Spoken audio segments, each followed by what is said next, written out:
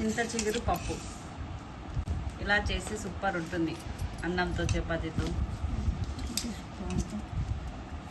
ఇలా ఒకసారి చింత చిగురుతో ట్రై చేయండి. పప్పు సూపర్ ఉంటుంది. చింత చిగురు తింటే ఆరోగ్యానికి మంచిది. చింత చిగురును మంచిగా కడిగేసుకోవాలి.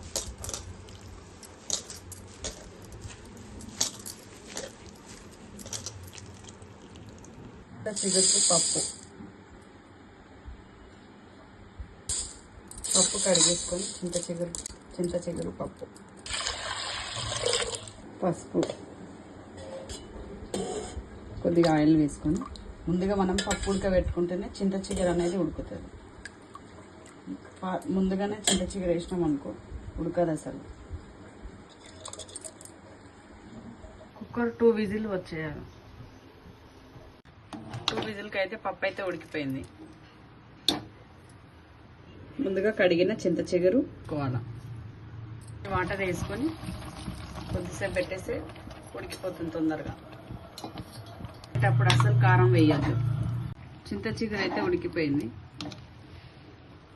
దీంట్లో కారం, సాల్ట్ వేసుకోవాలి. టేస్ట్కి సరిపడా సాల్ట్, వెల్లుల్లి పేస్ట్,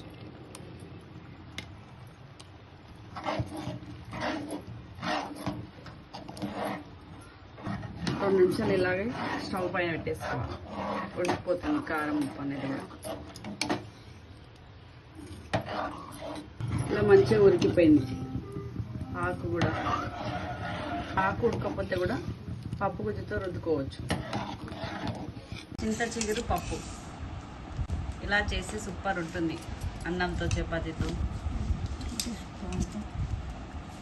ఇలా ఒకసారి చింత చిగురుతో ట్రై చేయండి. పప్పు సూపర్ ఉంటుంది. చింత చిగురు తింటే ఆరోగ్యానికి మంచిది. చింత చిగురుతో పప్పు చేసి సూపర్ ఉంటుంది. చింత చిగురు పప్పు. తగినంత ఆయిల్ వేసుకొని పోపుకు జీలకర్ర,